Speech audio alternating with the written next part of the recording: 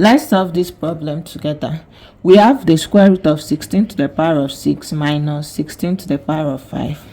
So let's recall that our 16 is equal to 2 times 2 times 2 times 2, which is equal to 2 to the power of 4. So from here we have square root of 16 is 2 to the power of 4, further raised to the power of 6, minus 2 to the power of 4, further raised to the power of 5. But when we have a to the power of x further raised to the power of y, this is the same as a to the power of x times y. So multiplying the powers here, we have the square root of 2 to the power of, we have 4 times 6, which is 24, minus 2 to the power of 4 times 5, which is 20. But when we have a to the power of m plus n, this is the same as a to the power of m times a to the power of n. So we'll be splitting this 24 to have the square root of 2 to the power of 20 plus 4 minus 2 to the power of 20.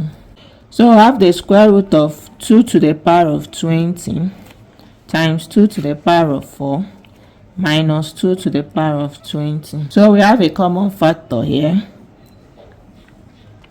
We factor out 2 to the power of 20 to have 2 to the power of 4 minus 1. So we have the square root of 2 to the power of 20 times our 2 to the power of 4 is 16 and minus 1. So we have the square root of 2 to the power of 20 times 15. We have square root of 2 to our 20, we can split it to have 10 times 2 times 15.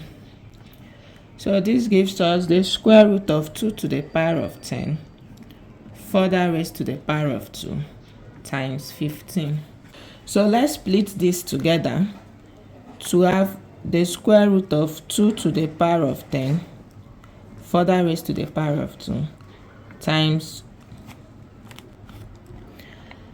square root of 15.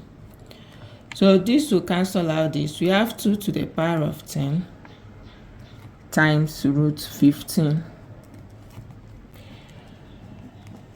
But our 2 to the power of 10 is equal to 1024. So we have 1024 root 15. Hence we conclude that the square root of 16 to the power of 6 minus 16 to the power of 5 is equal to 1024 root 15. Thank you for watching to the end of this video. Subscribe and hit the notification bell so you don't miss out on any of our solutions.